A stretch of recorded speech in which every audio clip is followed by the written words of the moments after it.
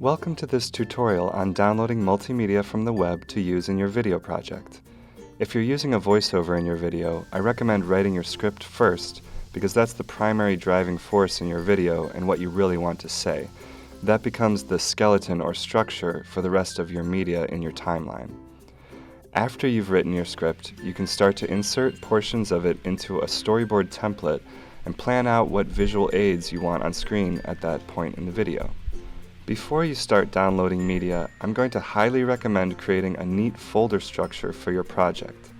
You'll definitely need a main folder named as your project folder. Inside that folder, you can create folders for images, audio files, scripts, raw video clips, exported videos, and so on.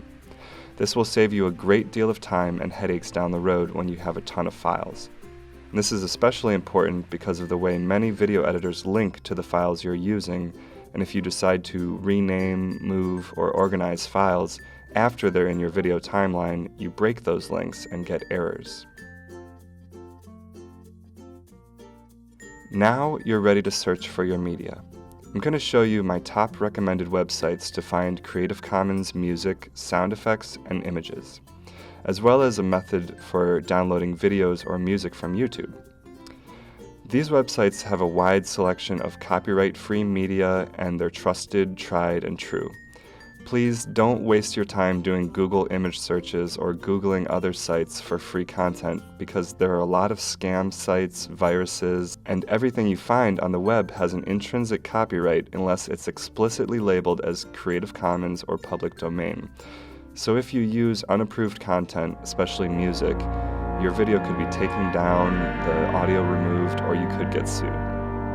So firstly, my favorite website for downloading Creative Commons music is Incompetech.com. This site gives you access to a vast collection of professional quality music of many genres created by the acclaimed musician Kevin MacLeod. From the main page, click the first tab for royalty-free music. Then click the full search button. From here, you can choose your genre, and I recommend the soundtrack genre. Then you can choose the mood you're trying to create in your video, and it should be instrumental and somewhat ambient, meaning no lyrics or excessive noise to distract from your voiceover.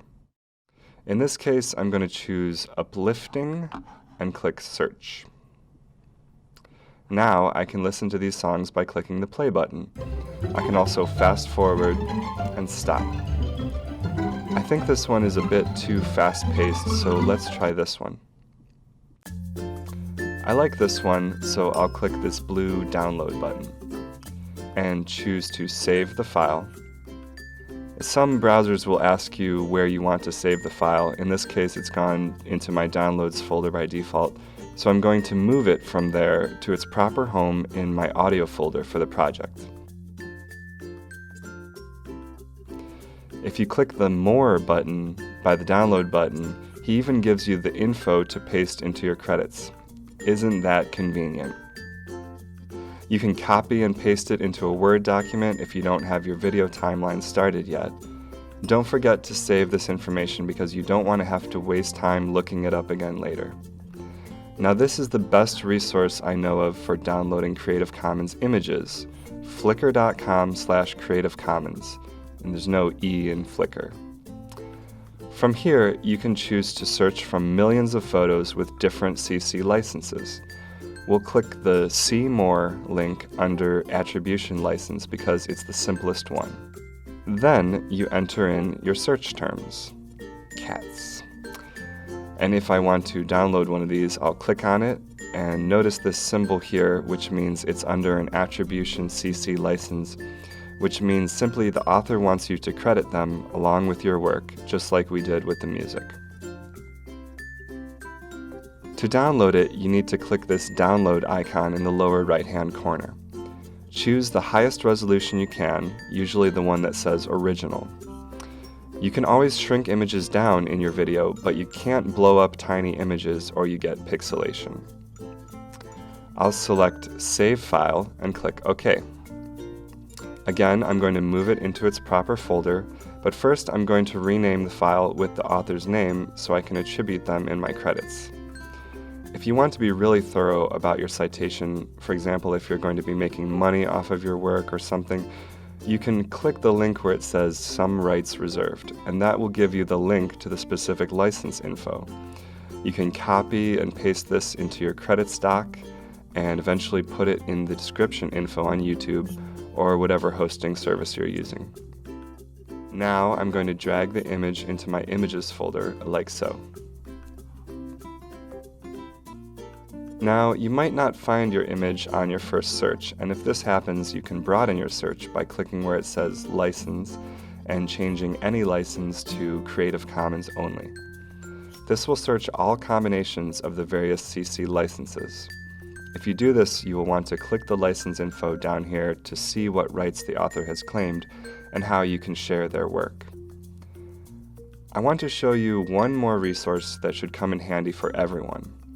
It's called clipconverter.cc, and what it allows you to do is download video or music directly from YouTube for use in your video project. Once again, I want to highly dissuade you against downloading copyrighted music and putting it into your video, especially if your final product is going back on YouTube. Major record labels can and will remove your audio. Trust me, it's happened to me. However, the good news is you can download covers of popular songs by independent artists and YouTubers. There are also millions of videos on YouTube which are licensed as Creative Commons for you to use. Here's how it works. Go to eng.letscc.net, search for your song or video footage, and click on Videos. When you find something you like, go directly to that link and copy the web address. Then go to clipconverter.cc and paste that URL in the first field. Next, click Continue. It gives you some options, but it chooses the highest quality by default, so if you want video, just leave it as is and click Start. When it's done processing, uncheck this little box if it's there, and click the Download button. When it's done, remember to move it into your raw video footage folder for this project. This is a multi-step process, so I'm going to do it one more time quickly to show you how to get an audio file. Step 1. letscc.net, search. Step 2. Go to the video link and copy it. Step 3. Paste it into clipconverter.cc and click Continue. Now, step 4 is a bit different. Click MP3 for an audio file, and don't be fooled by this download button. You still have to click Start, and click Download. Now, you know what to do with this file. Don't leave it to get lost in the sea of download files. Put it in its proper folder for your project. And remember to name it with the author's name for attribution and include this information in your credits. And that's it. Now you know how to responsibly and legally access a huge quantity of multimedia resources and to cite that media in your credits, and I hope you use this to create some awesome work of your own. Thanks for watching.